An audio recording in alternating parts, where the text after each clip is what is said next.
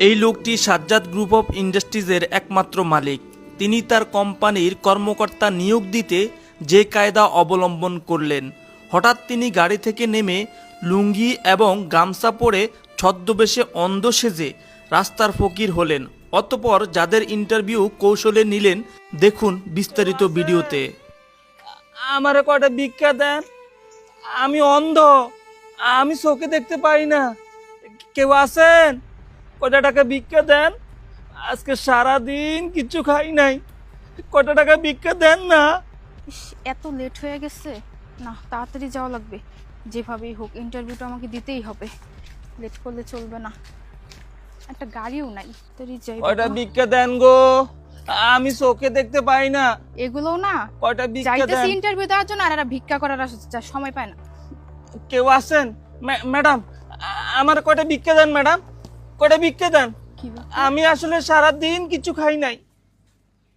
ভিক্ষুকের কাছে এতগুলো টাকা কিভাবে আসলো? দেখি তো টাকাগুলো আসল নাকি। হ্যাঁ, এগুলো তো একদম আসল টাকা। আপনার ভিক্ষা লাগবে না? হ ম্যাডাম, দাঁড়ান দাঁড়ান দিতেছি। আজকে সারাদিন কিছু খাই নাই ম্যাডাম, কয়টা টাকা ভিক্ষা দেন, আমি দুপুরবেলা ভাত খামু। হ্যাঁ হ্যাঁ দিতেছি। এই যে আপনাকে আমি 100 টাকা দিছি। হ্যাঁ আপনি দিছেন? হ্যাঁ হ্যাঁ দিছি। এই যে এই যে দেখেন 100 টাকা, দেখেন 100 টাকা। আচ্ছা আচ্ছা ম্যাডাম, ঠিক আছে, আপনি যা দিছেন আমি অনেক খুশি হয়েছি ম্যাডাম। আচ্ছা ঠিক আছে ম্যাডাম, আপনারে দোয়া করে দিই ম্যাডাম, আপনি ভালো থাকেন। আচ্ছা যাক, ভালোই হয়েছে। 1 লাখ টাকার বান্ডিল, যাইতেছিলাম তো ইন্টারভিউ দেওয়ার জন্য, এখন তো 1 লাখ টাকা পেয়ে গেছি।